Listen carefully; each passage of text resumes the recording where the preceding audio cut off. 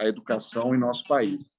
Obviamente, amigos e amigas da Delegação de Minas Gerais, falar de Sistema Nacional de Educação é também fortalecer a participação social no processo de concepção, implementação e avaliação de políticas públicas.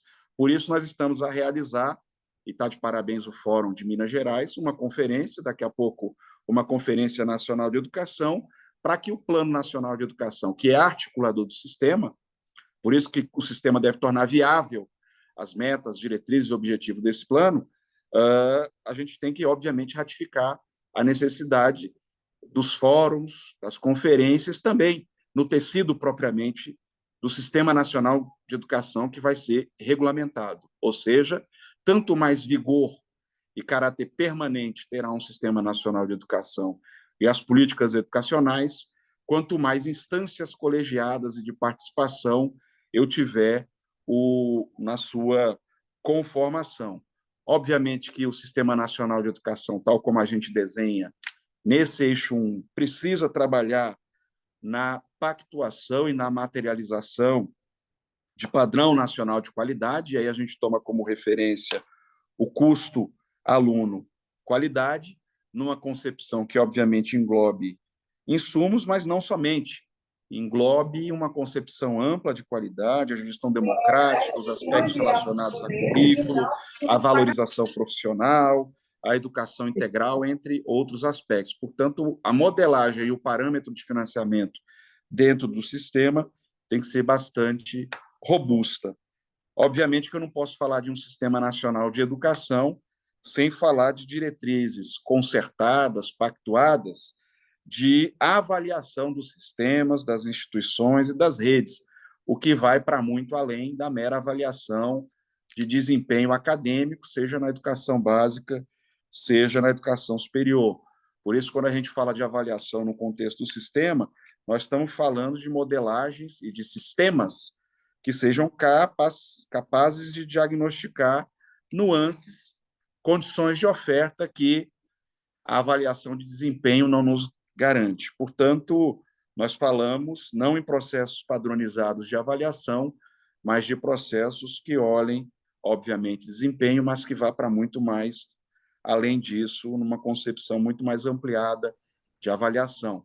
Por isso, a gente ratifica o Sistema Nacional de Avaliação da Educação Superior, que olha para um conjunto muito mais amplo quando diz respeito à avaliação, e falamos da necessidade de conformar dentro do SNE um SINAEB, um Sistema Nacional de Avaliação da Educação Básica. Obviamente que os desafios de um sistema têm que se orientar para a superação dos constrangimentos fiscais, né, sobre o financiamento da educação.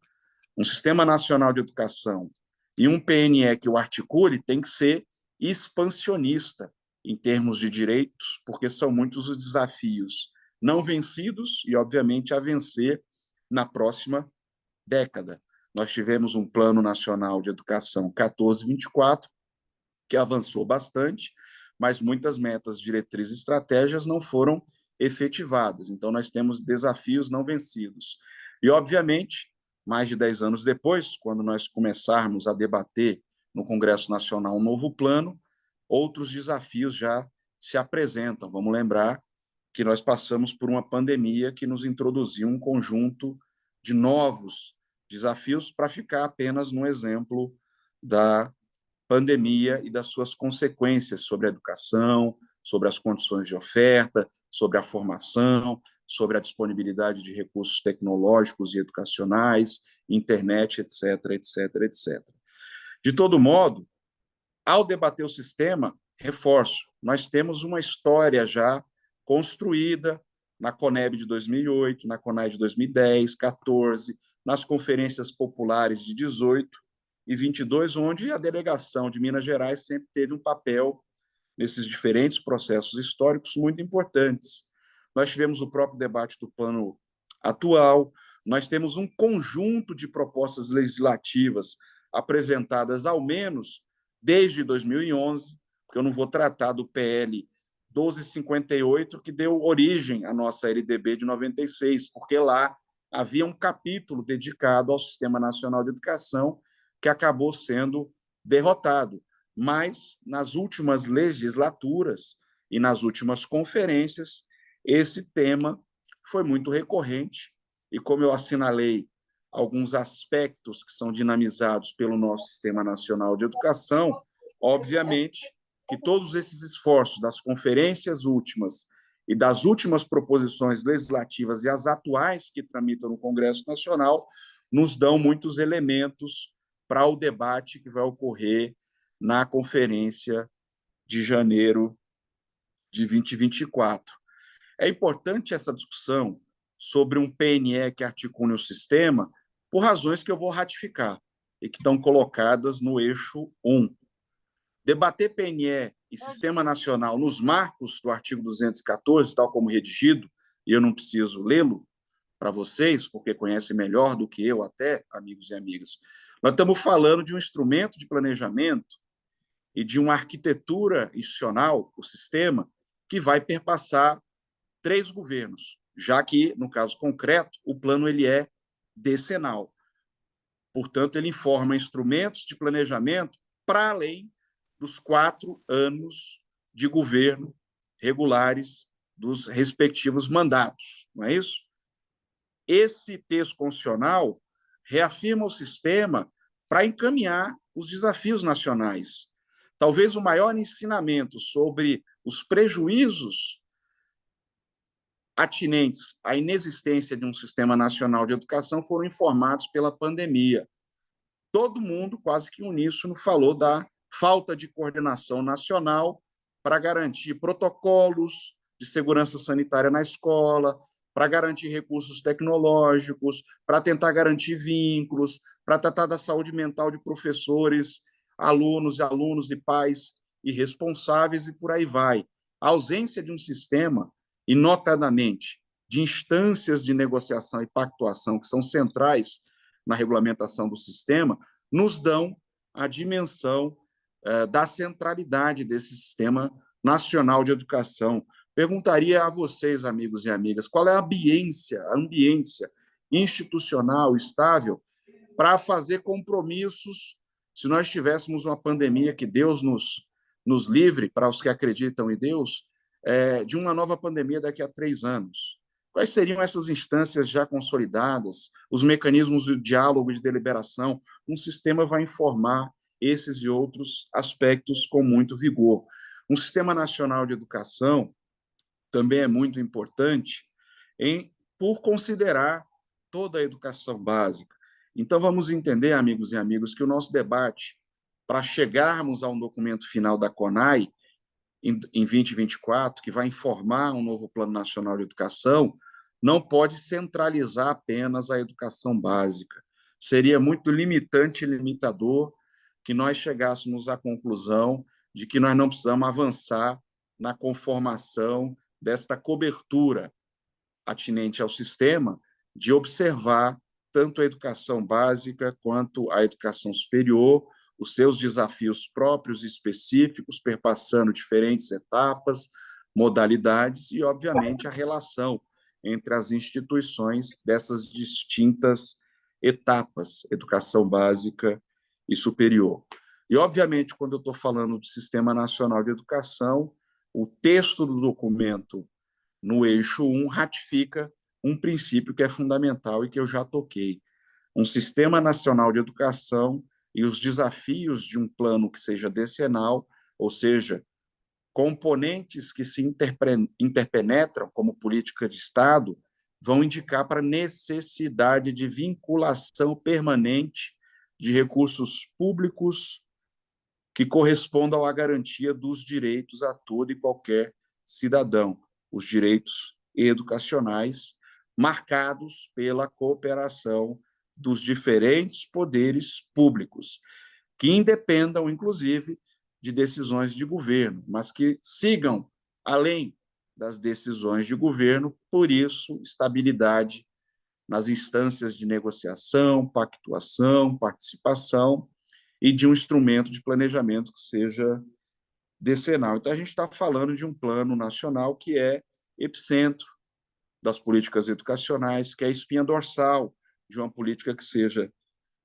de Estado e que, para ser dinamizada, para que tenha consequência em todos os aspectos, precisa dessa regulamentação no Congresso Nacional.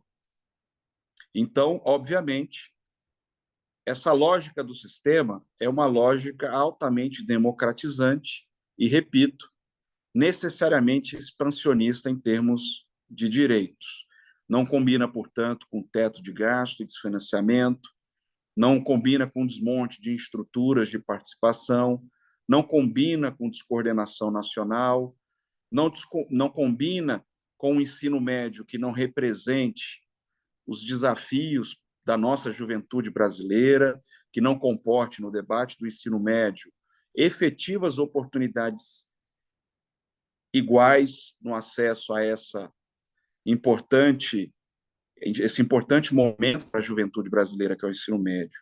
Obviamente que uma lógica de sistema não comporta a lógica elitista, restrita, autoritária da militarização, da educação domiciliar, da mordaça contra professores, etc., etc., etc. Obviamente que uma agenda de sistema também não combina com intervenção sobre escolha de dirigentes, sobre escolha de conselheiros, sobre escolha de membros de fóruns de educação pelo país. E, obviamente, um sistema nacional de educação não combina com convênios e formas de parcerias e instrumentos de parceria que sejam precários. Muda o governo, acabou a parceria do Estado com o município, do governo federal com o governo do Estado, com os municípios, etc., etc., etc. Então, por mais que a gente tenha avanços na nossa história recente do ponto de vista da articulação federativa, um sistema precisa avançar ainda muito mais, garantindo, repito, financiamento público sustentável, com responsabilidades divididas entre União, Estados, Distrito Federal e municípios. Nós precisamos desses organismos recompostos, como o que aconteceu com o Fórum Nacional de Educação no começo desse governo atual, inclusive com a retomada de espaços de participação. A gente precisa de políticas públicas da creche, a pós-graduação, precisa de educação integral, precisamos de projetos políticos pedagógicos que sejam efetivamente institucionais, dialogados, aderentes a cada realidade. Por isso, a gente está fazendo também uma conferência ampla, plural, expressiva, que possa nos trazer a dimensão da diversidade nesta unidade articuladora que é o Sistema Nacional de Educação. E nós precisamos, sim, de regulamentação no Congresso Nacional, ao contrário do que alguns defendem, para garantir esta estabilidade nas relações federativas.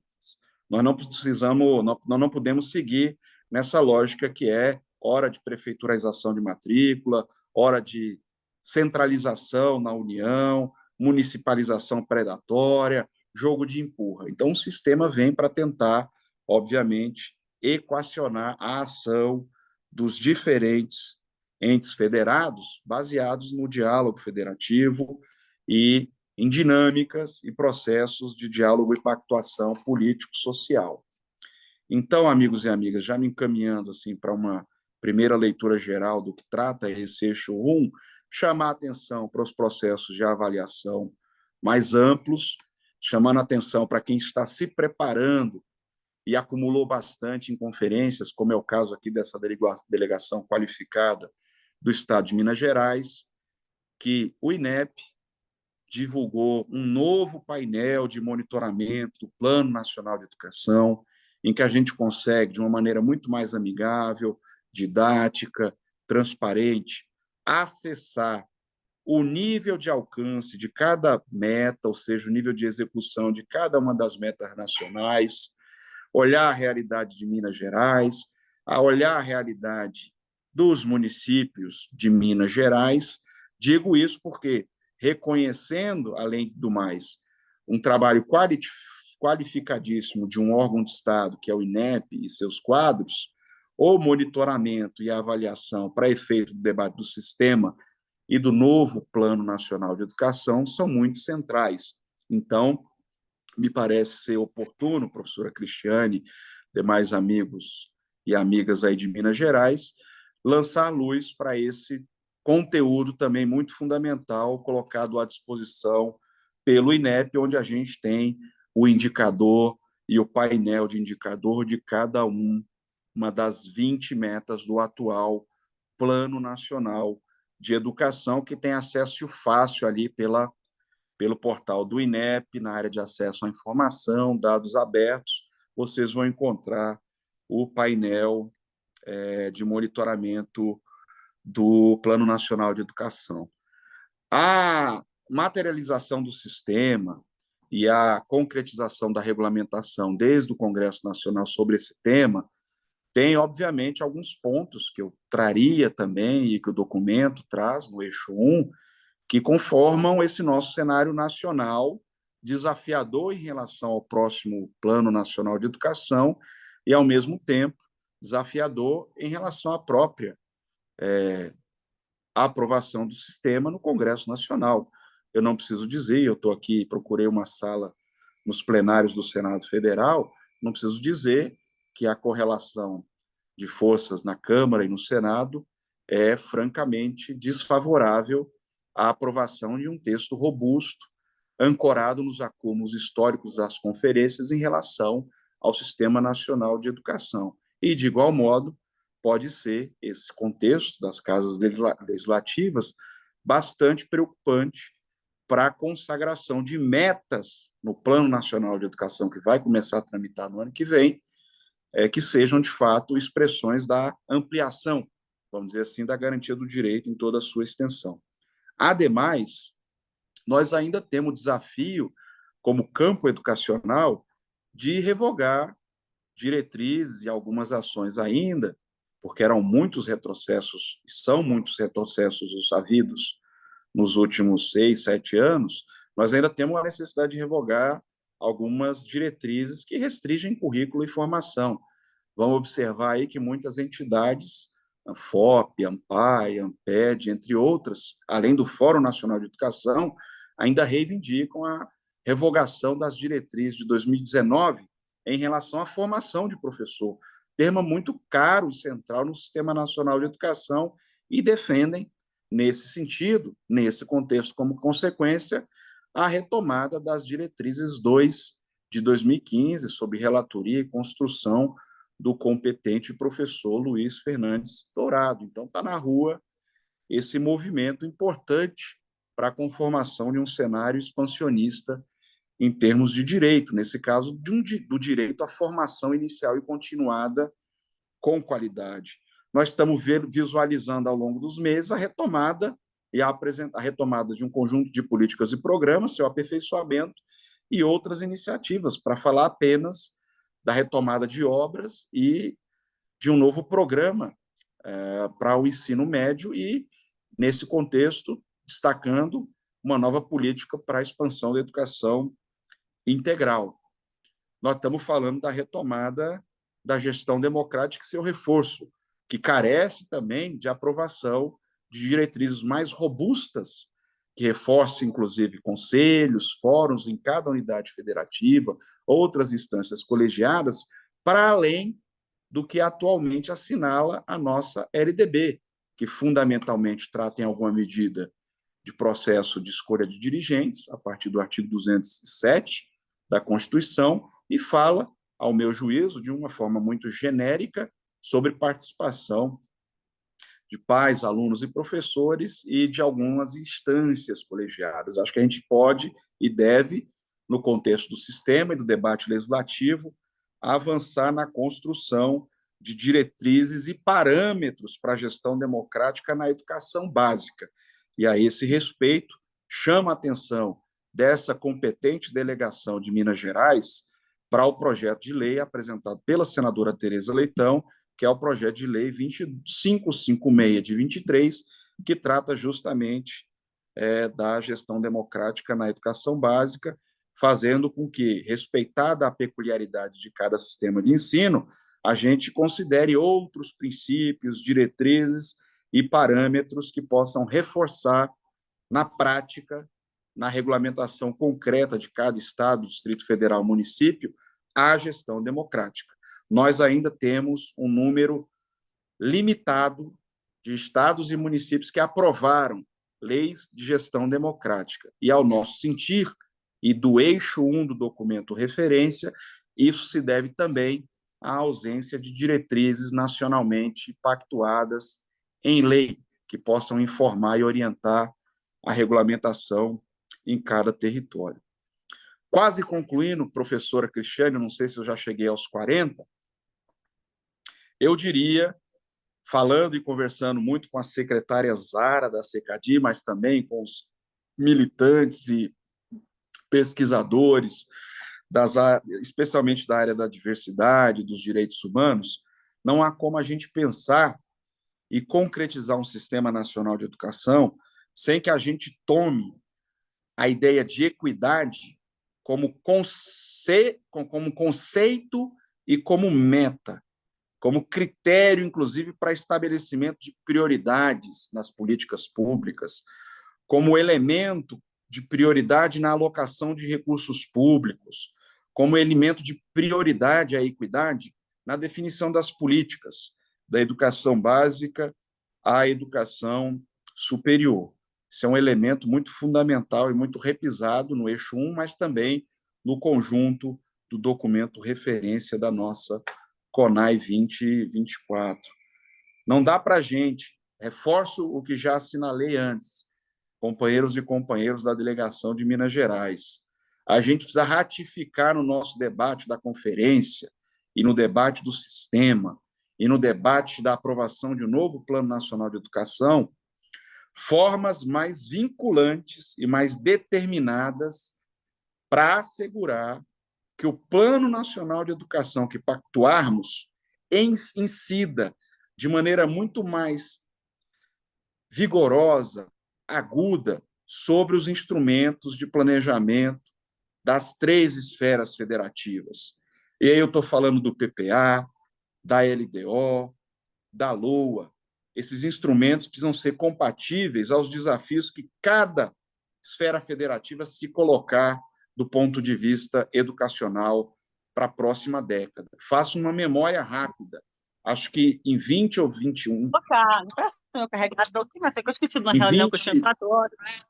Aliás, no governo do Temer, quando se estabeleceu um artigo, salvo melhor juízo, na LDO, para que a LDO e a LOA fossem orientadas em suas prioridades pelas metas do PNE, esse dispositivo foi vetado. E, consequentemente, ficamos mais limitados do ponto de vista da ação programática e do ponto de vista da alocação de recursos, que depois foi agudizada pela emenda do teto de gastos, pelas políticas de austericídio fiscal, etc., etc., etc. No debate do sistema, e essa é mais uma mensagem que eu gostaria de compartilhar com os amigos e amigas de Minas Gerais, é o debate sobre a chamada responsabilidade educacional, que corre como projeto distinto do projeto do sistema, em que há muita confusão conceitual e de encaminhamento nas conferências e no encaminhamentos legislativos. Eu diria o seguinte para os colegas de Minas Gerais: a gente não deve responsabilizar por desempenho professor ou cobrar professor em razão disto, porque as realidades são muito distintas. Pensar em punir ou responsabilizar professor por metas de desempenho, isso tem muito vigor nos debates educacionais, eu acho equivocado. Agora, de outro lado, responsabilizar pelo cumprimento ou não de metas de expansão de direitos, isso é algo que o documento referência enfrenta e que eu desejo que o debate sobre o sistema e o PNE também enfrentem. Ou seja, o que seria expansão de direitos? Como é que está a oferta de creche? Como é que está a formação dos professores e professoras e demais profissionais de educação? Como é que estão as condições de oferta de cada escola? Como é que estão as condições prediais, oferta de água, esgoto, luz, etc.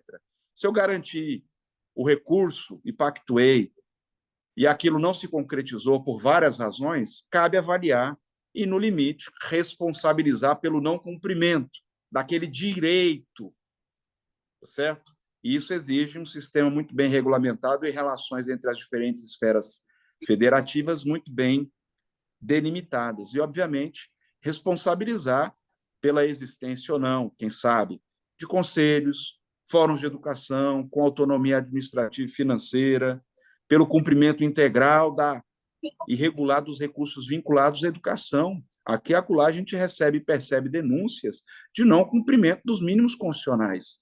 A esse respeito, convém avaliar se uma lei de sistema não deva ser mais vertical, mais aguda em relação ao não cumprimento desses deveres constitucionais. Mas desempenho, obviamente, o nosso debate indica a nossa realidade concreta de escolas caindo aos pedaços muitas vezes, indisponibilidade de água, esgoto, formação insuficiente, etc., etc., nos indica para inadequação de a gente, num país como o nosso, avaliar e responsabilizar em razão de metas de desempenho, sobretudo tendo como punido, como ator principal para punir professores e professoras no nosso país. Nos parece bastante equivocado e vocês devem ter percebido e apropriado isso no eixo 1 do nosso documento referência. Então, amigos e amigas, eu acho que a gente tem que ratificar no contexto da agenda retomada de instituição do Sistema Nacional de Educação por essa lógica de um PNE que seja garantidor de direitos, educação básica e superior com qualidade. A gente tem que trabalhar na perspectiva, na regulamentação do sistema e de forma indissociável na materialização do novo Plano Nacional de Educação, trabalhando na lógica da redução das desigualdades, da valorização das diversidades, esse desafio emergente relativo às mudanças climáticas e à nossa condição ambiental, a destruição dos biomas do nosso país, qual é o papel da educação, de maneira articulada. Um sistema não pode ignorar a necessidade, num país ainda muito marcado pela polarização. Um sistema não pode prescindir de uma concepção de educação para uma cultura democrática, na efetivação de valores de respeito à tolerância, de solidariedade, de justiça social e ambiental, de inclusão, de valorização das diversidades, repito, da pluralidades. Isso não podem ser marcações genéricas, discurso bonito.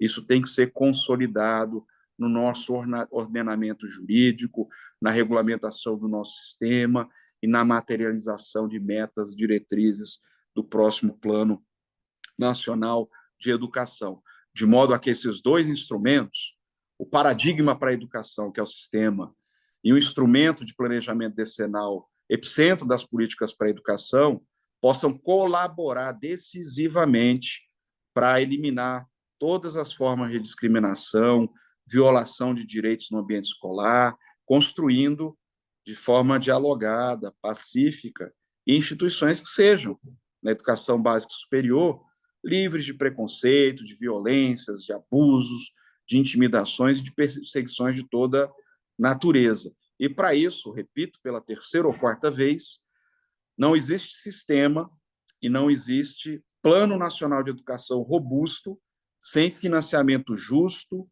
perene, equilibrado e sustentável. Se eu começar a encaminhar a discussão do sistema e do plano, dizendo que ele deva estar se ajustando à disponibilidade do orçamento, nós já teremos uma primeira derrota bastante importante. Vou concluindo agora mesmo, professora Cristiane, que eu acho que eu estou no limite dos 40 minutos, praticamente, de que a gente vai ter que ter clareza no debate da conferência de que precisaremos ratificar alguns comandos do atual Plano Nacional de Educação que precisam ser ratificados, reforçados ou até encaminhados, para que a gente tenha consequência e consistência no debate do plano e do sistema. Há diretrizes e metas que, dialogando especialmente com o artigo 206 da Constituição, não foram cumpridos. Nós não podemos permitir retrocessos em relação a metas e desafios educacionais que nós não vencemos. Entendem? Eu acho que isso é uma componente bastante importante para essa nossa discussão e encaminhamento em janeiro de 2024. Nós precisamos defender em uníssono que, além de criar instâncias, algumas das quais não foram criadas, a gente precisa reforçar, dar vitalidade para instâncias permanentes de negociação, cooperação e pactuação. Não pode ser decisão ou ato de vontade do ministro da Educação, do secretário estadual, do secretário distrital, convocar, convidar para dialogar sobre uma ação política ou programa que vá ser construído necessariamente em regime de colaboração. É preciso que essas instâncias funcionem, que elas tenham registros, que suas decisões tenham caráter vinculante. Vou construir um programa de alfabetização, vamos debater, vamos dialogar, vamos desenhar e vamos pactuar. E vamos estabelecer as metas e compromissos comuns e particulares de cada esfera federativa. Nós precisamos, amigos e amigas, em Minas Gerais foi bastante exemplar no debate da década anterior, fazer com que os planos correspondentes à luz do próximo Plano Nacional de Educação sejam também planos que não retroajam e que sejam planos ancorados no diálogo e no debate social e que também suas metas, diretrizes e objetivos sejam pactuados em esferas. Aí, em Minas Gerais, uma esfera bipartite de relacionamento com os municípios. É preciso que a gente confirme isso e, salvo o melhor juízo, nós não temos nenhuma unidade federativa. Essa instância prevista no PNE de 14, que estabeleça essa relação entre Estado e os seus municípios. Gostaria de ser corrigido por algum Estado, mas eu acredito que isso ainda não é algo concretizado. Embora, se vocês olharem lá o artigo 7º do PNE, da lei do PNE, está lá dizendo que precisa ter instância nacional, tripartite, e nós precisamos ter as instâncias bipartite em cada esfera federativa. Nós precisamos revigorar o debate sobre a gestão democrática dentro do sistema. Nós precisamos promover, manter e fortalecer as nossas conferências como componente importante de participação, de monitoramento, de avaliação e, para a tomada de decisão dos gestores, é importante a gente ratificar essa dimensão. Já falei do SINAEB como modelo de avaliação dentro do sistema, a gente precisa retomar esse debate e encaminhá-lo junto aos governos, de modo a que a gente tenha um sistema de caráter abrangente. A gente precisa retomar a política nacional de formação e de valorização dos profissionais da educação como um componente de articulação federativa, portanto, parte integrante do Sistema Nacional de Educação. Nós precisamos revigorar, porque há uma necessidade imperativa de debate sobre o piso salarial para os profissionais do magistério, mas não somente para os profissionais do magistério, porque a nossa Constituição é muito cara. Então, a gente precisa ter uma instância, um fórum, que possa encaminhar essas discussões, inclusive para ajudar a resolver o fato de que a maior parte do nosso país não cumpre o piso salarial do magistério. E, obviamente, a gente precisa ratificar esta concepção do financiamento para a educação no nosso país como proporção da riqueza nacional. Por isso, a gente torce para que a economia em reestabelecimento seja revigorada, para que a riqueza nacional e mais recursos públicos possam ser destinados à concretização do direito à educação em toda a sua extensão. Não poderia terminar, de fato, agora, professora Cristiane e demais amigos e amigas, sem falar da importância de a gente, em particular,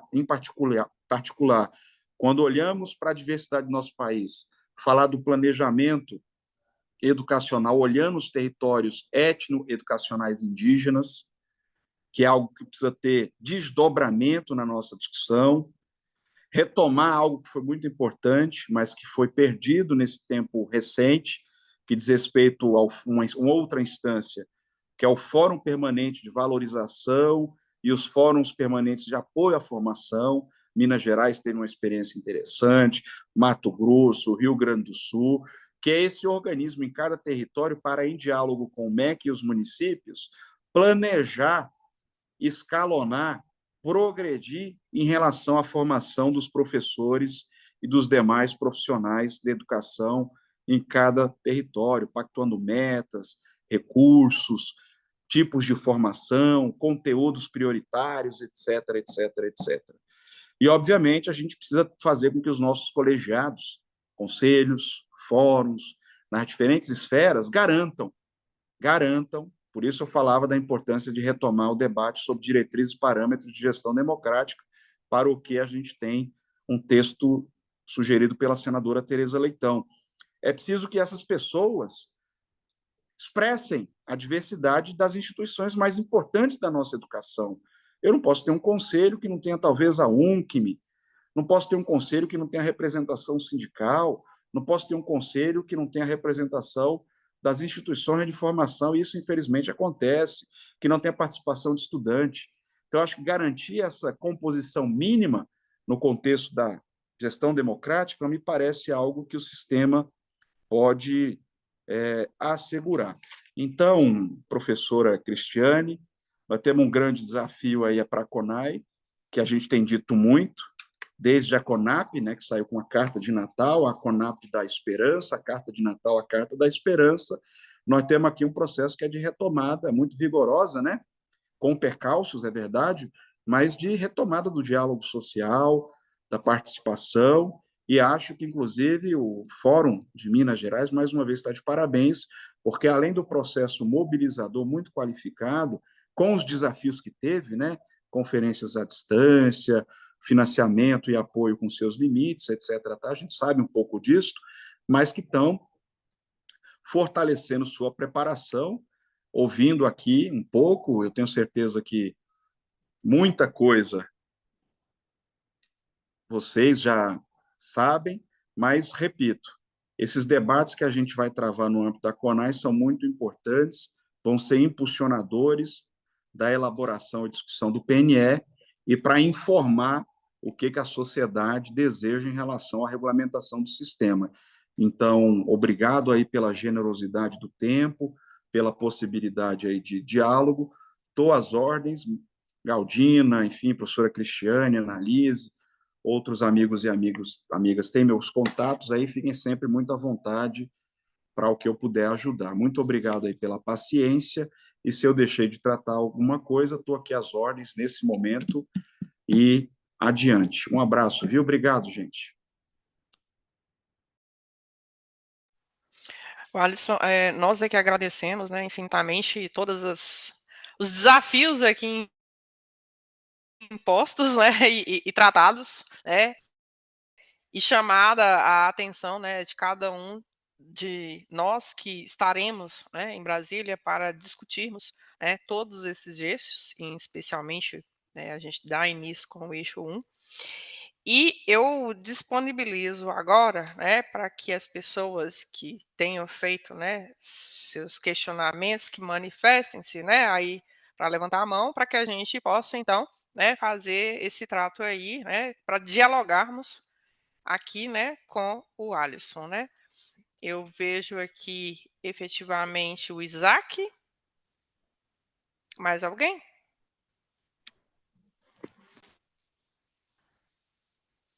Isaac e o professor Cid Lúcio, né? Então, por ordem, tá bom? A Galdina agora tá na ordem certa, não é isso, gente?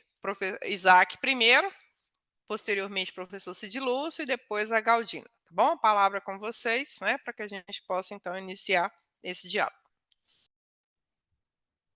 Boa tarde, gente. Tudo bem para vocês aí?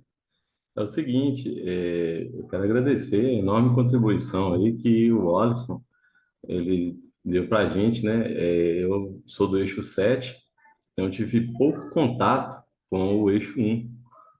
Para mim aqui foi de grande valia ter ouvido as sábias palavras dele, o trabalho que está sendo desenvolvido e tudo que realmente foi refletido e que nós precisamos realmente implementar, pensar, rever e tentar atuar nesse sentido. Mas eu também gostaria de colocar alguma reflexão aqui em relação a isso. Se porventura sair um pouco fora do tema aí, vocês me perdoem, mas é porque a gente não tem tanta intimidade com o eixo, mas a gente percebe, como diz uma frase, um termo muito interessante do pessoal, né, do chão da sala de aula. A gente sente também muito de perto toda a necessidade da educação. É claro que cada um vive uma realidade, né, diferente. Então, eu sou da segunda geração de educadores. A minha mãe, ela se aposentou, mas primeiro ela teve uma longa carreira como professora e depois como supervisora escolar. E aí, eu sempre ouvi a indignação dela em relação à política educacional, aos investimentos, ao salário, às diretrizes, aos planejamentos que eram feitos, né, essas diretrizes. E eu percebo que, às vezes, fica parecendo que a gente tem que inventar, que a gente tem que implementar do zero. E não é verdade. Sempre ao longo do tempo a gente percebe que tem ideias boas, né? Algumas não são executáveis. Mas na sala de aula, por exemplo, vamos partir do básico. A gente percebe que acabou-se com a reprovação em algumas séries. Aí, aquele aluno não tem condição de avançar, mas ele automaticamente avança. E quando ele vai para a série seguinte, chega lá, ele é um peso, porque se fosse naquela época que o pessoal construía uma sala só com alunos com uma dificuldade X ali nos conteúdos, e a outra sala mais avançada. Mas aí, se você tem uma sala heterogênea, aquilo não vai andar. E mesmo que você trabalhe, né, com aquele reforço no contraturno, trabalhe com intervenção, você se desdobre, a coisa não funciona. Onde que eu quero chegar com isso? Por que é que não é feita uma avaliação do trabalho anterior? O que que foi se discutido? O que que foi projetado? O que que deu certo? Vamos continuar com o que deu certo. Ah, e o que que não deu certo? Por que que não deu certo? Vamos pegar o plano anterior aí, ó. O que foi que aconteceu? O que que funcionou? Não, aí a gente fica, parece que criando novas situações, novas estratégias. E aí, olha, chegou um ponto aqui que a gente esbarrou na infraestrutura. Ponto. Vamos tentar resolver isso aí. Ó, chegou aqui, nós esbarramos no salário. Ó, então, vamos resolver o salário. Não. Aí, ao invés de tentar resolver o problema que foi detectado, a gente parte para novas ideias. Vamos implementar, vamos relativizar a coisa. Então, fica parecendo que a ideia do outro, porque era num outro ambiente político, era numa outra época, não que eu seja ortodoxo e nem modernista, mas eu acho que se a gente chegou aqui, a gente deve ao pessoal que trabalhou, que veio antes da gente. Ideias boas eles tiveram.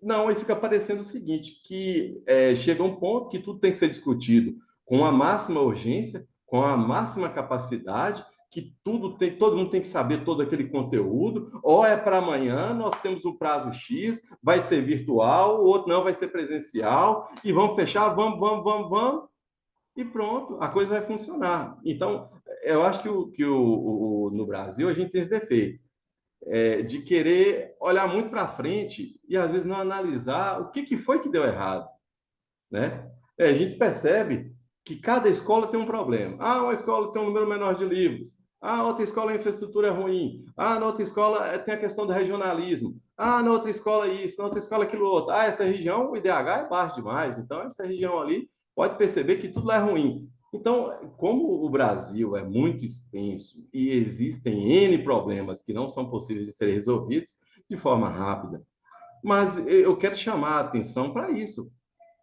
O que deu certo, vamos continuar. E vamos tentar entender o que foi que deu errado. Por que é que deu errado? Por que deu errado num estado e não deu errado no outro? O que aconteceu? Por que nós conseguimos atingir o objetivo aqui, sim, e ali não? Não, simplesmente a gente parte para ativismo, a gente parte para militância, e o nosso estado, né, 853 municípios, o pau quebra, e vai. No final, é um grande desastre. Eu tive a oportunidade de, em pouco tempo, atuar na educação básica, né? Também no ensino médio e no ensino superior. Olha, eu digo para vocês, tem uns diagnósticos que a gente faz que dá medo, né? Esse pessoal, a gente vai estar colhendo eles aí no mercado de trabalho daqui 4, 5 anos, os outros daqui 10 a 15. Então, assim, a gente está entregando o nosso futuro na mão de pessoas que poderiam estar sendo mais bem informadas. Mas eu acho que o problema da educação, às vezes, ela é discutida parecendo que sempre a gente tem a obrigação de achar uma solução mágica, né? Aquela tal bala de prata, para resolver o problema. E não para analisar o que está acontecendo. Então, assim, fica aí essa fala minha aí, para que a gente possa refletir no que está acontecendo, tentar ver se realmente o profissional da educação, quem está ali trabalhando ali, ó, os professores, os supervisores, eles estão tendo voz, eles estão sendo ouvidos, eles estão tendo a oportunidade de se expressar de forma comprovada, fazer um relatório, mostrar, olha, gente, esse tipo de metodologia ele não está sendo exitosa, essa metodologia, a gente tem que rever. Aí eu percebo que, quando chega na prática, isso não é tão levado em consideração na hora da construção de algo que vai ser realmente levado em conta, que vai ser implantado e que vai ser direcionado para ser executado. Então, é essa a minha pequena contribuição. Obrigado. Obrigada, Isaac. Eu não tenho uma pergunta em específico ao Alisson, né? Mas efetivamente faz parte, né, daquilo que é o cotidiano. Eu não vou nem mencionar em termos de educação superior. Jaqueline, aqui pelo chat eu consigo ver que a próxima é a Galdina, é isso mesmo? Na verdade, A ordem é igual do Meet? Fica não, na ordem que as pessoas solicitaram? não, na verdade, o próximo é o professor Cid Lúcio. Cid Lúcio, né? Então tá Isso, bom. É porque aqui tá na ordem: Galdina, Múcio, Cid Lúcio, Anderson e Zé Carlos. Mas aí foi Cid Lúcio, tá bom? Professor Cid Lúcio, então. Pessoal, não desmerecendo, mas vamos ser um pouco mais sucinto naquilo que a gente tem. A gente poderia estabelecer aí um prazo máximo em 3, 5 minutos para poder explanar e fazer o questionamento, inclusive para a gente aproveitar, né, a participação do Alisson aqui, tá bom? Serei bem objetivo, mas a gente não tem como não comentar a fala do colega anterior, né? Que é uma fala assim bem contextualizada, né? E aí a gente precisa também acrescentar, dando exemplos, né? Porque a nossa realidade, gente, é uma realidade ainda que precisa ser explicitada, porque a gente acha que a gente está numa situação muito boa e não estamos. Anísio Teixeira já Falou que é falava lá. só o aplicativo, mas fora do aplicativo, hein? Na Cesuma, né? Ô, Cida, fecha o seu microfone aí.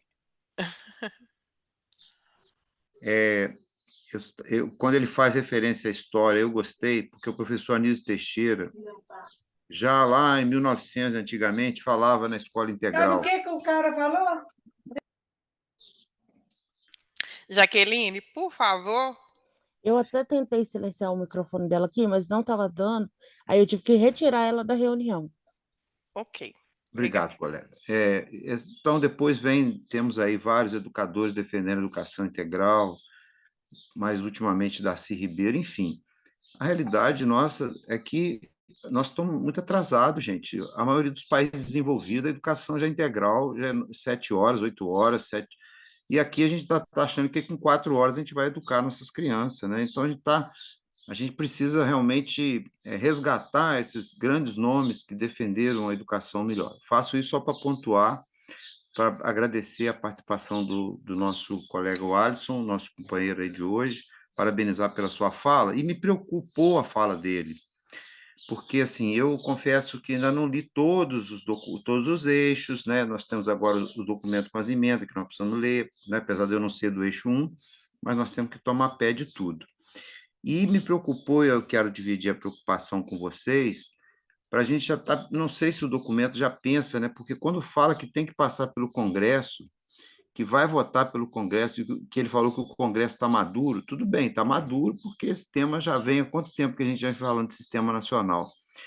mas me preocupa muito ter que passar em votação por esse Congresso. Que mecanismo nós vamos ter que construir para sensibilizar esses parlamentares que gostam de votar as coisas a troca de emendas, que tinham orçamento secreto, mas agora acabou o orçamento secreto, agora eles inventaram uma outra novidade, né, que as emendas individuais aumentou o valor, e aí vai por aí afora. Então, é um Congresso complicado, que não está nem aí no limite, assim, com honrosas exceções, tem muitas honrosas exceções, mas me preocupa que estratégias que nós vamos ter que construir para que o que nós elaborarmos enquanto proposta, e tenho certeza que serão as mais avançadas, né, porque as delegações dos estados vão fazer isso, mas o que nós temos que construir para quando isso chegar no Congresso, chegar na Câmara, chegar no Senado, como que nós vamos nos posicionar? Porque nós já tomamos muita rasteira, né?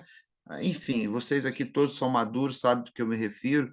A gente vai, quando chega lá na hora H, na hora de votar, aquilo cai por terra. E o Alisson até colocou aí, citando alguns exemplos. Enfim, é só essa provocação e essa preocupação que eu trago, né, para socializar aí com vocês, de que não adianta a gente fazer a CONAI, aprovar as nossas propostas, fazer uma lei bonita, mas quando ela bater lá no Congresso, se a gente não tiver mecanismos eficientes e de pressão para aquilo ali realmente ser aprovado do jeito que precisa ser aprovado, nós vamos ter mais uma decepção.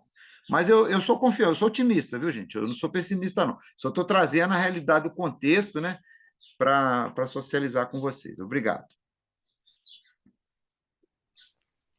O Alisson vai replicar alguma coisa ou não? Eu espero um bloquinho de perguntas. Eu sugiro que a gente ouça aí ainda, né? Próximo? Então, vai ser a Galdina. Ok, É isso quero mesmo? agradecer. Quero agradecer, Cristine, quero agradecer, Alisson, uma fala clara, objetiva, extremamente profunda, né? Um tema aí tão importante para todos nós, a gente já vem trabalhando essa questão do sistema há muito tempo, mas eu penso que uma forma de mobilizar o Congresso é essa mobilização da sociedade, né? Essa própria conferência extraordinária, eu entendi que ela é uma maneira da gente mobilizar a sociedade para pressionar o Congresso na aprovação do sistema e desse novo plano. Mas esse tema do sistema, a gente tem trabalhado muito aqui nos conselhos de educação, Alisson, no monitoramento dos planos municipais de educação.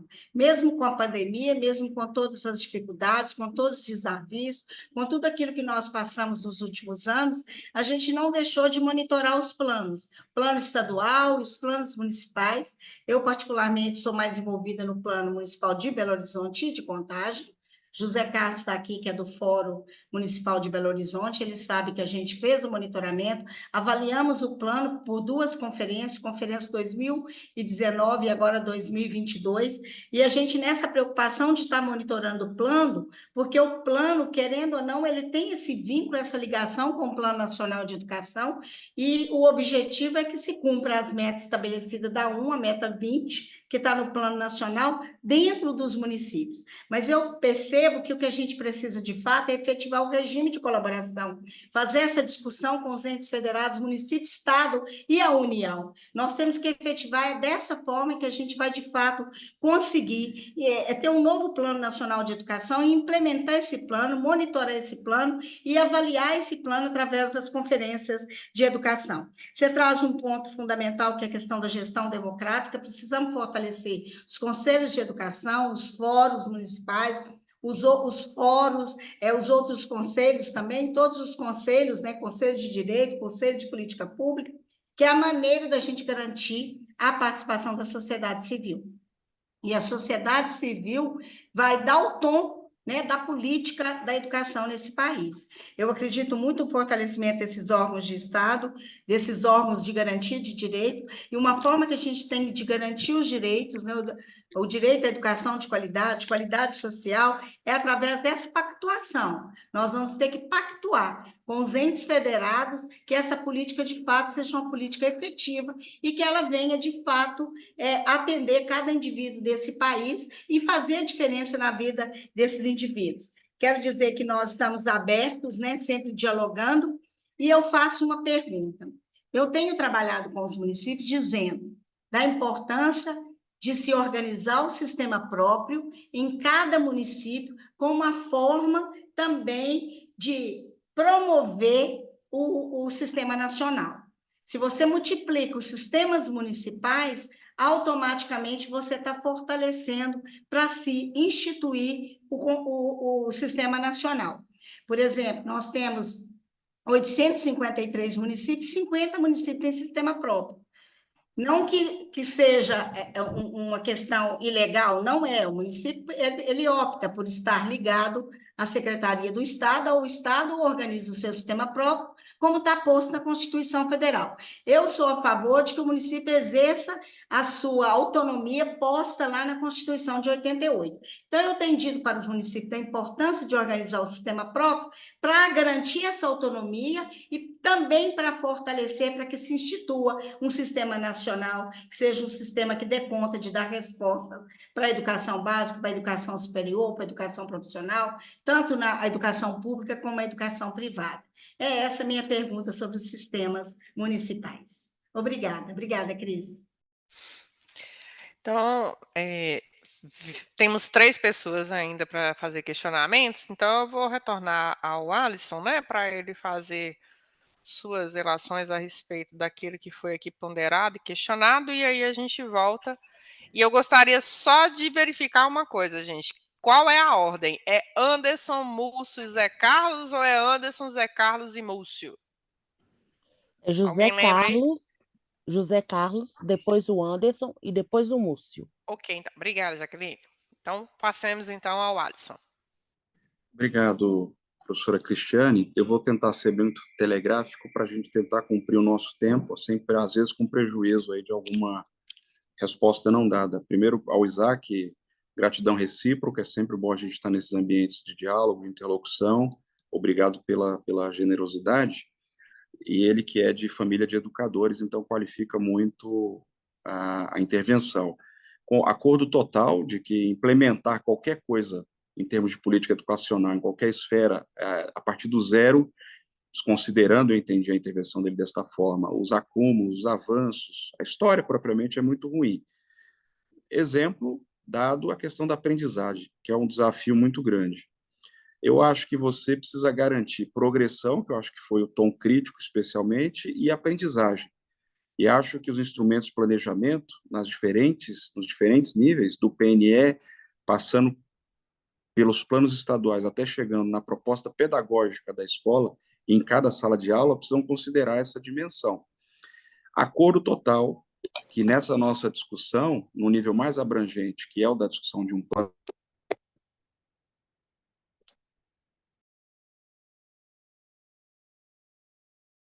Fechou o seu áudio. Gente, só eu que não estou escutando ou todo mundo? Desde o começo ou fecharam no começo? Fechou só um pouquinho, Alisson. Tá. Então, agradecia ao Isaac e falava, sim, do meu acordo e a visão de que no debate do sistema, dos planos, em todos os níveis, até chegar no chão da escola, nós precisamos, sim, ter de melhores avaliações diagnósticas, justamente para informar melhor as práticas pedagógicas mais ajustadas àquela realidade. Sendo muito objetivo com o meu amigo Isaac, infelizmente, a ideia de não aprendizagem não tem uma única explicação, ou seja, processo didático-pedagógico, educativo, não tem uma explicação que seja unidimensional. Portanto, a gente tem que ver as condições de oferta, a formação, a condição daquele menino e daquela menina, e todo um aspecto de desrespeito ao sistema. Repito, essa ideia de que a educação e o processo de aprendizagem não tem uma única explicação, ou duas ou três, precisa permear o processo de planejamento educacional como um todo e, obviamente, informar, orientar a ação do professor, dos demais profissionais da educação, dos diretores de escola, de modo a que a gente chegue num ambiente mais salutar para que todos e todas aprendam, né? Que é o nosso sentido. Professor Cid Lúcio, agradecer também pela participação, corretamente resgatou, um pouco dialogando com o Isaac, né, senso de perspectiva histórica, a agenda do ensino integral, que é um desafio continuado, e que a gente, por ter o desafio, ou a esperança, melhor dizendo, de termos um sistema, um plano nacional de educação que seja expansionista, que de uma vez por todas a gente materialize isso numa grande concertação nacional como prioridade das prioridades, a educação integral, em tempo integral, tem acordo total. Quando eu me referi, professor Cid Lúcio, à ideia do maduro, por duas dimensões propriamente, em relação à regulamentação do sistema. E digo de novo, maduro não significa que aprovará algo que seja minimamente bom, ao contrário.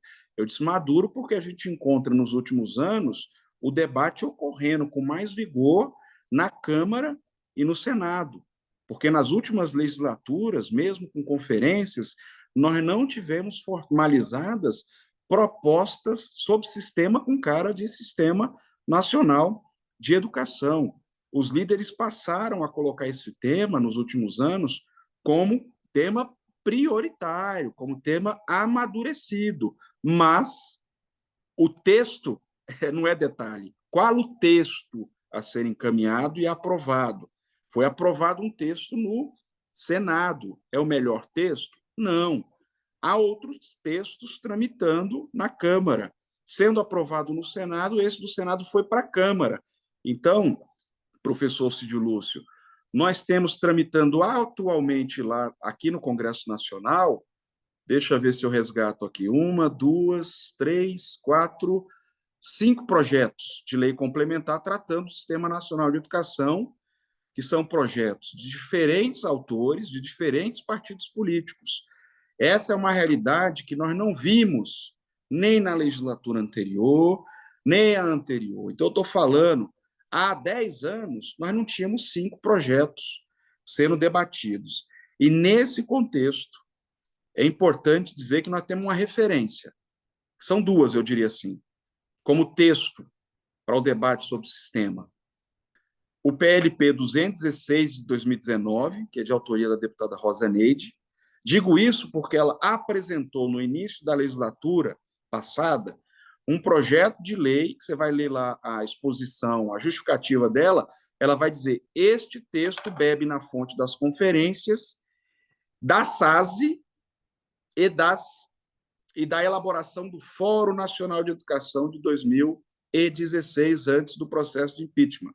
Ou seja, além deste projeto de lei que tramita junto com esses outros 4, há um anteprojeto do próprio Fórum Nacional de Educação sobre Sistema Nacional, que foi apresentado em abril de 2016.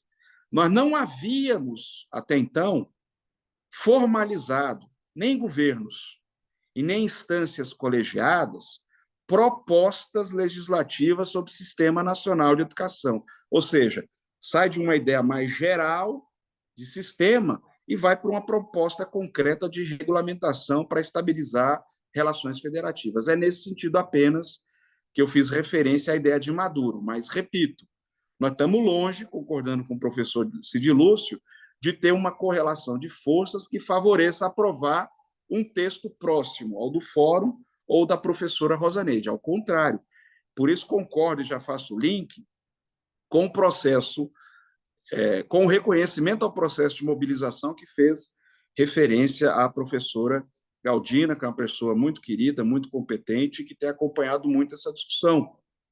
Esse processo de mobilização das conferências pelo país, da CONAI, em janeiro, é um processo também de conferir, de atualizar, mas é um processo mobilizador para interferir, para incidir no processo legislativo, no processo de elaboração do MEC sobre o plano, no processo de elaboração do MEC, não sei se vai apresentar um novo texto sobre o sistema.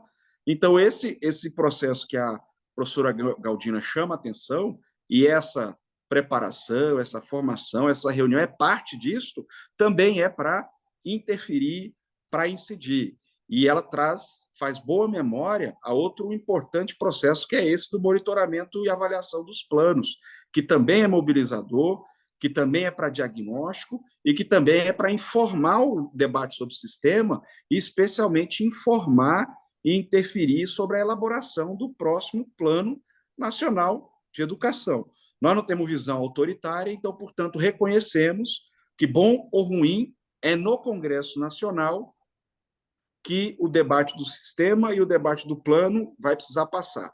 Senão, eu encarrego isso ao MEC, eu encarrego isso a um ator estranho, eu encarrego isso apenas à Câmara, enfim, ou só prorrogo o próximo Plano Nacional de Educação. Nada disso é bom. A gente tem que reconhecer o processo democrático, e o processo legislativo democrático vai exigir do Congresso Nacional a aprovação dessas duas peças. O Plano Nacional para a próxima década e o Sistema Nacional de Educação, que estabilize as relações federativas, que garanta a pactuação, participação e o cumprimento de metas que sejam audaciosas. E sobre a pergunta da professora Galdina, eu entendo como ela que a construção e o próprio debate, a própria mobilização para regulamentar sistemas próprios, e veja que num município grande, de muitas complexidades, que tem 850 municípios, né, se a memória não me trai pela referência que fez a professora Galdina, apenas 50 tem. Significa dizer que uns vão ter conselho, outros não. Significa dizer que uns têm definição melhor de quem normatiza o que, outros não. Significa dizer que em um modelo de financiamento tem esses e esses aspectos de fortalecimento da capacidade do próprio município e da relação com os estados, outros não. Então, sim, eu acredito que a ideia de sistemas, seja de articulado ao estadual, Mato Grosso tem uma experiência desde a década de 90, que é de sistema único, ou seja, uma visão estadual, mas que olha para as especificidades dos municípios nessa relação estabilizada numa lei complementar. Diria a professora Galdina que, neste tema, o desafio maior, porque nós estamos debatendo o sistema nacional para informar a organização dos demais sistemas de ensino, inclusive na articulação com a União. Eu diria que o grande ponto de discussão vai ser o estabelecimento de prazo para que isso aconteça. A SASE, e você acompanhou, professora Galdina, me permita chamar de você, havia a expectativa de apresentação de um projeto de lei e, mediante a sua aprovação, projeto de lei complementar, haveria uma rede de apoio técnico, como tem em relação aos planos, para ajudar o país, o sistema como um todo, a organizar e regulamentar seus sistemas próprios. E eu acho que esse é um desafio que exige prazo, que exige responsabilização. É como no caso da gestão democrática. O fato de não estabelecer nenhuma espécie de regulamentação atinente a componentes importantes da gestão democrática acaba retirando a sua centralidade. É isso, professora Cristine, que eu queria colocar nessa primeira rodada. Eu espero ter esgotado as preocupações aí com os Isaac, Cidilúcio e Galdina, a quem agradeço aí pela generosidade. Obrigada, Alisson. A gente passa, então, agora ao José Carlos. É isso mesmo, né, Jaqueline? Isso mesmo. Ok, então a palavra está com o José Carlos. Boa tarde, já quase boa noite já. Essa boa palestra do professor Alisson, né? Eu acho que no primeiro bloco foi boas perguntas, boas colocações. Eu queria fazer uma abordagem, professor, que, concordando com praticamente o que você colocou, nós tivemos grandes derrotas, né? Com Anísio Teixeira, quando estava vindo o processo nacional, na época da década de 50, 60, nós tivemos uma grande derrota naquele projeto nacional. E a educação estava numa perspectiva que ela tem que estar articulada com o projeto de nação que nós queremos. O golpe de 64 e, mais recentemente, o impeachment e essa mudança, o Brasil ficou muito dividido, né? E teve uma grande derrota nisso aí. Eu estou vinculando a educação a um projeto de nação soberano, democrático, e que a gente possa construir isso. É lógico que o Brasil está muito dividido, e isso, tudo que vocês falaram é importante, a CONAI, é importante esse envolvimento, né, dos educadores com a população, da gente começar a acumular força e mudar a correlação de força que existe hoje no Congresso. É verdade, o Congresso hoje, a correlação de força não está para nosso campo, mas eu acho que era importante. Tem algumas questões. Eu sou da área da rede privada, eu sou diretor do Simpro, sou do Fórum, como a professora Galdina tinha colocado antes, o Fórum Municipal de Belo Horizonte. Participo também, sou da diretoria, já fui da diretoria da CONTEE. Eu vou colocar uma questão que sempre pautou na história do Brasil, né, no processo aí, o ensino público e privado. Eu acho que o privado nesse caso que nós estamos vivendo, nós temos que ter maior regulamentação na rede privada, né? Inclusive no processo de carreira, de democracia, como você bem abordou. Não pode ficar só no setor público. E o sistema nacional tem um segmento privado e um segmento público. E a gente tem que ter, como o privado é uma concessão do Estado, ele pode muito bem ter todas as normas e a gente começar a colocar uma regulamentação do poder público para que nós possamos ter uma boa alta qualidade na educação, inclusive no setor privado. Dizer que o setor privado é de alta qualidade é não conhecer a realidade. Tem algumas escolas, pode até existir, mas não é verdade isso. E nós estamos tendo um fenômeno muito ruim, de uns tempos para cá, desde Paulo Renato, que liberou, nós temos que regulamentar. Inclusive, a educação virou uma grande mercadoria, inclusive de bolsa de valores. E nós estamos vendo aí grandes monopólios, oligopólios, tomando conta do Brasil. E prejudicando, inclusive, o setor público também, porque prejudica, né? Se acharmos que não tem nada a ver, né? Nós devemos defender a escola pública gratuita e a concessão da rede privada com uma regulamentação mais rigorosa no setor privado, que não pode ser uma grande mercadoria de negócio para alguns empresários.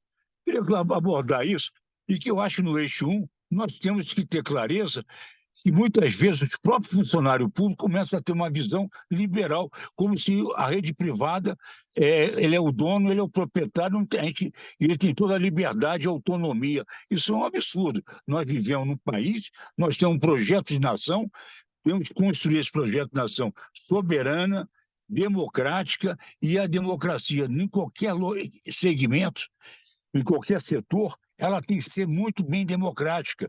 Inclusive, que eleições dos seus cargos pedagógicos, na academia, reitor, as coordenadores, tudo isso aí pode ser no projeto de nação da educação. Ela pode muito bem e não pode se separar, que tem um dono que ele é que determina no seu estabelecimento. Aí nós estamos assimilando uma antidemocracia, uma anti-educação. Educação combina com democracia, uma educação libertadora, soberana e desenvolvimentista. É isso, Ed. Obrigado. Estou fechando. Ok. Passemos, então, agora ao Anderson Pereira e, posteriormente, ao Múcio. Boa tarde. Estão conseguindo ouvir? Sim, Anderson. Anderson, do município de Passos, tá? Só para poder pontuar, saudade, viu, Galdino? Fazia um tempinho que eu não via você, estava com saudade já. A minha pergunta para o professor Alisson é a seguinte, na verdade, duas. Eu participei durante um tempo, depois de 2015, mais ou menos até 2018, com o monitoramento que a SAS fez dos planos municipais de educação. E a gente via algumas dificuldades até em termos de falar em accountability, sabe? De falar em responsabilização. Algumas vezes Tribunal de Contas entrava no meio dessa história, algumas vezes promotoria também, mas é muito difícil você responsabilizar quando você não conseguiu colocar o guiso no pescoço do gato. Em quais termos que eu digo guiso no pescoço do gatinho? Em duas, tá? Principalmente em termos de uma gestão que participou, às vezes se comprometia muito com aquele plano decenal, e uma gestão que não participou dessa construção tratava aquilo como dela. Então, na verdade, um plano que era para ser de 10 anos acabava sendo só por 4, porque quando entrava outra gestão, esse compromisso.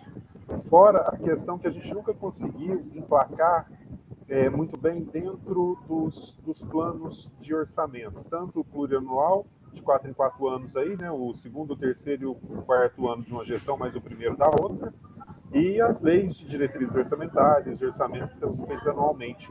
Então você não tinha garantia do recurso para a coisa acontecer. Como é que você enxerga isso? E como é que você acha que dessa vez a gente poderia conseguir colocar esse guiso no pescoço do gato? Esses dois guizos, né, na verdade. Ok. E passemos à última pessoa que aqui questiona, que é o Múcio Alves. Então é isso, boa tarde a todos e a todas. Sou de Turmalina. Eu acho que o debate foi muito interessante.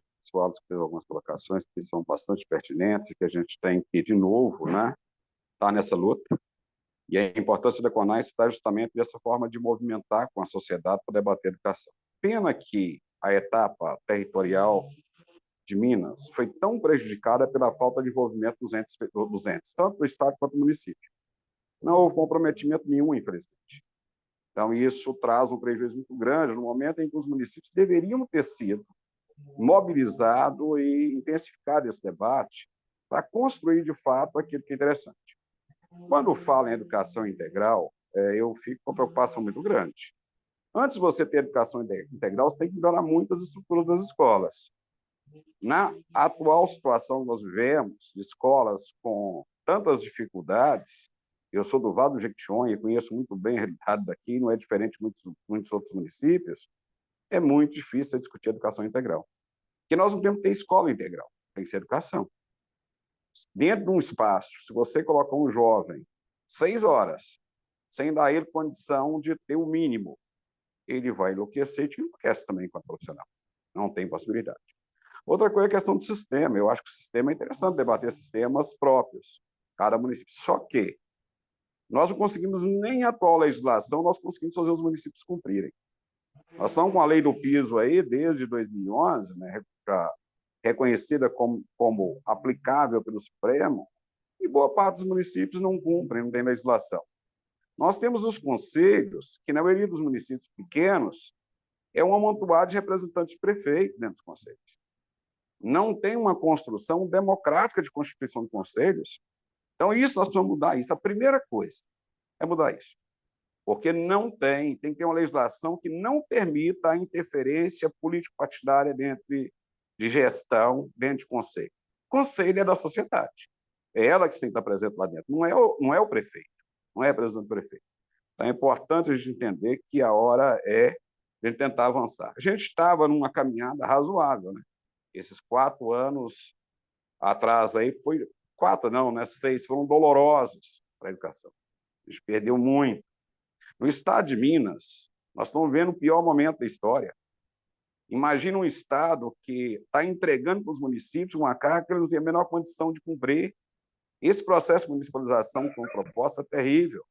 Outra coisa, o projeto Somar, é uma aberração um projeto desse, você entregar a gestão da educação pública para a OAS, e nós sabemos o que dá isso. Onde a OAS bota a mão, que infelizmente não é a organização da sociedade civil, e sim a organização de representantes de gestores, é uma negação na saúde, na educação, quando nós falamos da educação. Então, eu acho que o momento da CONAI é esse. Outra coisa, nós precisamos pensar também no modelo de financiamento que diferencia o aluno urbano do aluno rural. Não tem lógica ser o mesmo valor per capita do aluno urbano e rural. O aluno rural ele tem um custo ele precisa de muito mais assistência. Então, precisa mudar. O Brasil, acho que ele passa por um processo de chamamento mesmo. Nós estamos num pós-pandemia, gente, que se foi feito, eu não vi até então algo para tentar contribuir minimamente com o prejuízo. Imagina uma criança que estava lá com 4 anos, ela caiu lá no 2º ano, sem passar pelo processo inicial. Uma criança que estava no 5º ano dos anos iniciais, cai lá no 7º.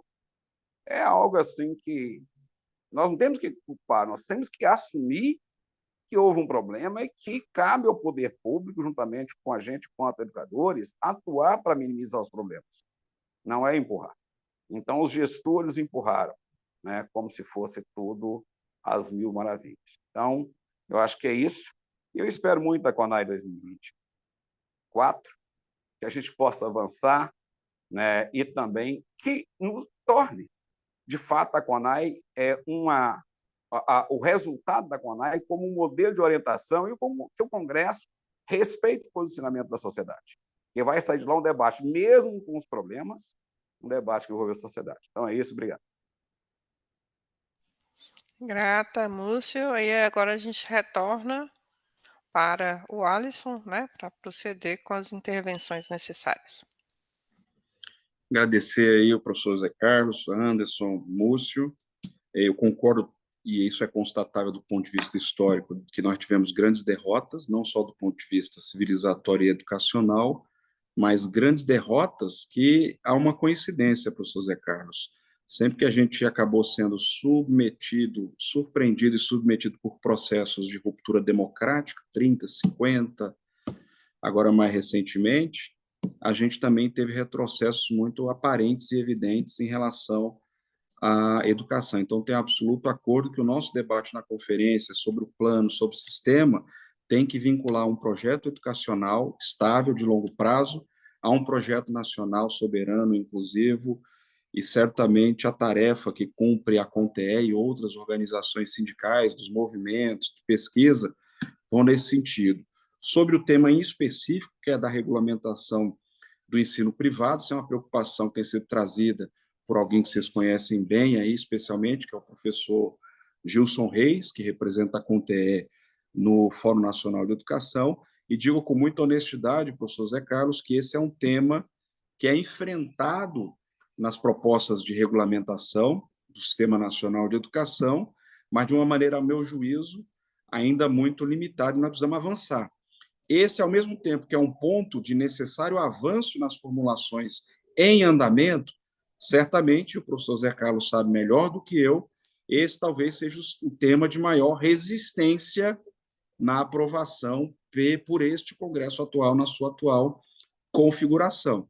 Nós temos sinais positivos, né? Nós temos aí o MEC anunciando um freio importante na área da EAD, que de alguma forma constrange esta oferta e esse projeto limitador de uma educação de qualidade pela via da iniciativa privada, sem nenhum tipo de controle de qualidade, regulamentação mais vigorosa. Então, de fato, o tema trazido pelo professor Zé Carlos é muito fundamental no contexto do eixo 1, no contexto do debate do sistema, e vai ser muito importante, por óbvio, na materialização de um Plano Nacional de Educação que não seja, obviamente, permissivo e estimulador de ofertas de educação pelo setor privado de uma forma tão complacente.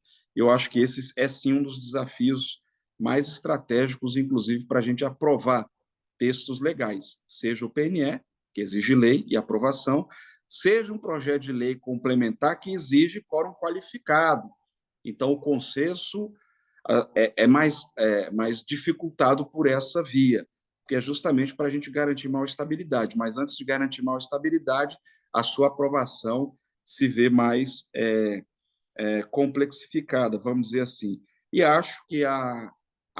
penso e constato que a nossa CONAI, e o documento como todo, afirmam uma concepção de educação, né? E essa concepção não cabe, não comporta a ideia de compreender a escola pública, mesmo com seus problemas, como sendo um ambiente que é problemático, que às vezes não ensina, porque não tem um modelo de gestão tipicamente privado, empresarial, ou ela mesma não é uma instituição privatizada, para dialogar já com a intervenção última do professor Múcio.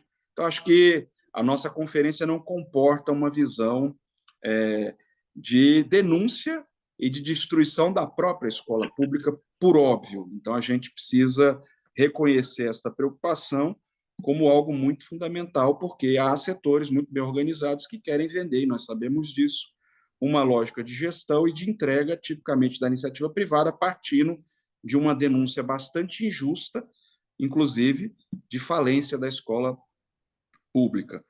Para tratar um pouco do que trouxe o nosso Anderson, a ideia de responsabilização é um tema que, do ponto de vista geral e no Congresso Nacional, é muito delicado. Só para deixar uma informação, há 23 projetos tramitando num único bloco, pronto para treinar, para plenário, que trata de maneiras muito difíceis e eu até diria antagônicas sobre responsabilidade educacional. Por isso o Fórum há algum tempo, por isso o Fórum Nacional Popular há algum tempo, indica o seguinte, e essa pergunta do Anderson, a problematização que ele fez, nos ajuda a posicionar. Essas instâncias sinalizaram que esse debate sobre responsabilidade educacional deva aguardar a regulamentação do sistema, para que não crie um atravessamento e até um prejuízo muito grande ao debate sobre qualidade em educação. Mas fica o registro ratificado que a ideia de responsabilidade educacional não tem, ao nosso ver, ao condão de controle de política pública, sobretudo ancorado na lógica da responsabilização por desempenho ou avaliação meritocrática. É importante que isso fique claro. E ainda dialogando com o professor Anderson, a ideia de responsabilização é aquilo que a gente sinalizou, para dialogar, para fazer a conexão com o professor Múcio. Não tem isso, o município não tem condição de cumprir meta de educação integral, porque nem escola, nem condição, nem prédio, não tem. Uma lei de sistema e a inscrição desse tema da educação integral no PNE tem que dar conta desse desafio. Ou seja, não tem, qual é o mecanismo para comprovação que não tem, qual é a função do Estado quando isso ocorre, qual é a função técnica e supletiva quando um município, de fato, não tem. É para isso que serve um sistema, é para isso que serve a instância de negociação federal ou tripartite em cada estado para resolver essas questões. A outra coisa, que é um aperfeiçoamento que está se avizinhando para ajudar do ponto de vista da conexão com os organismos de controle, inclusive, viu, Anderson, viu, professor Múcio?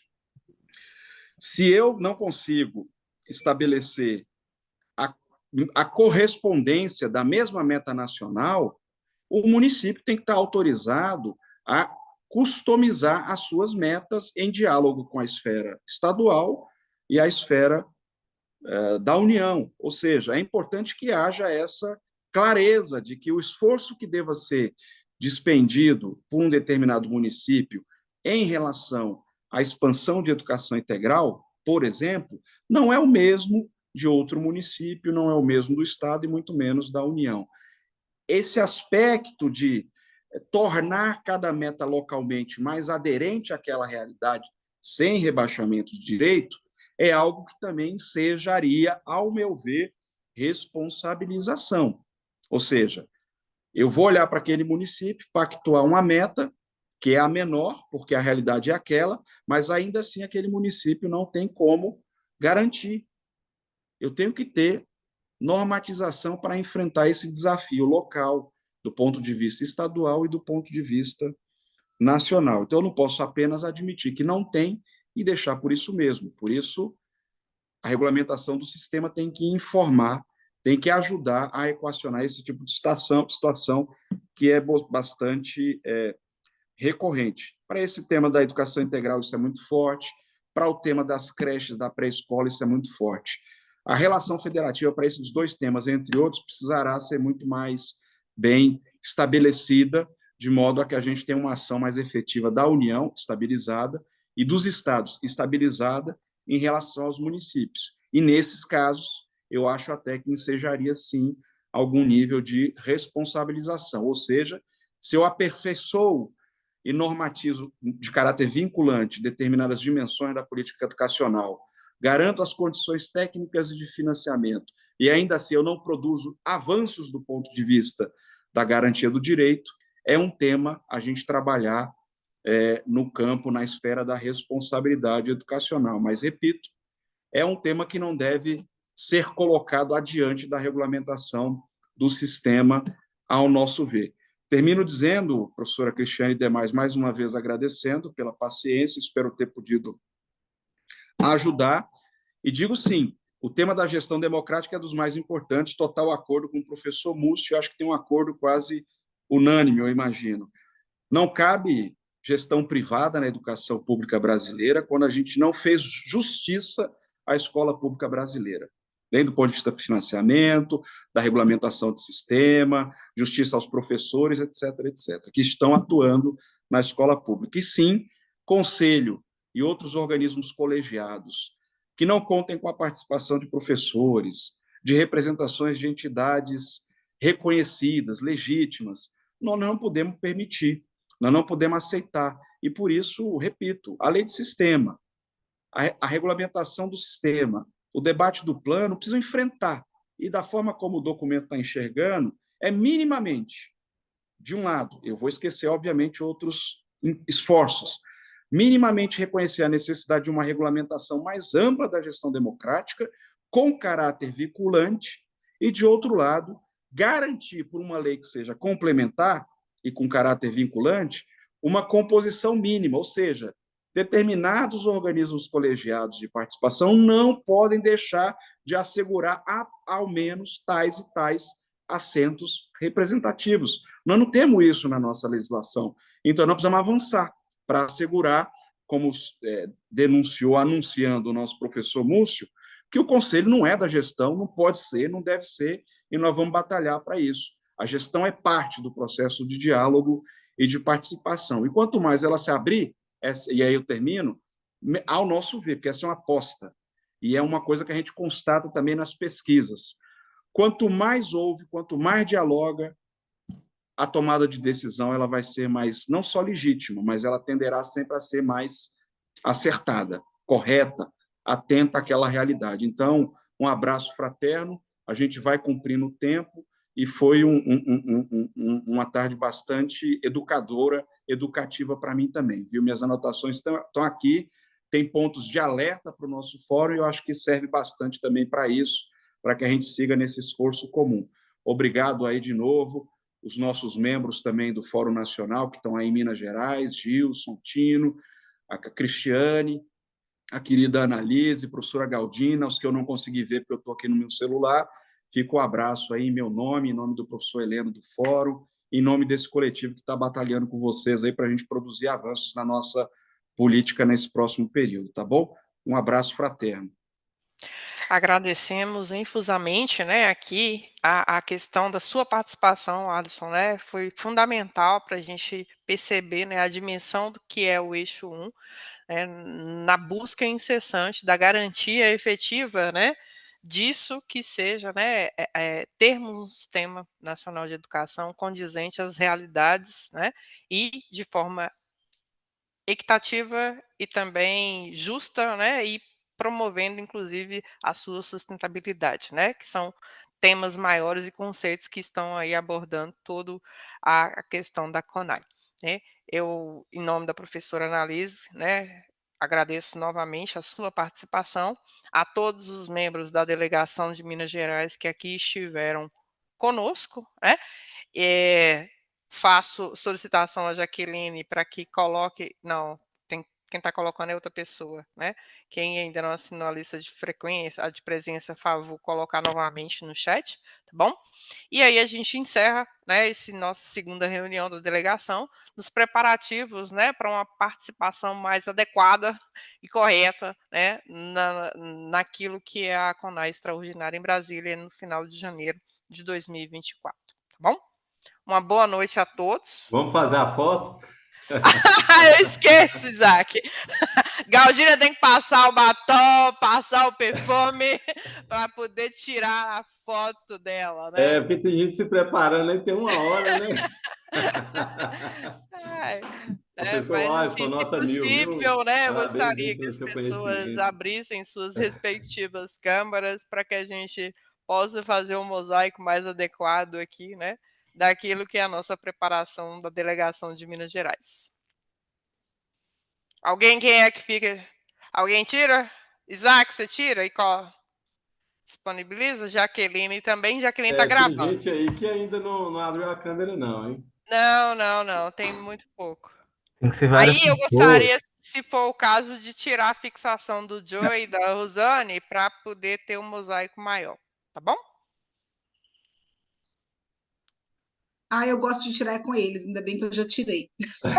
Tá vendo? Tem preferido aí. Gente, eles são a nossa sensibilidade. Viu aí? Estou preenchendo a chamada, não sai fora todo mundo, tá?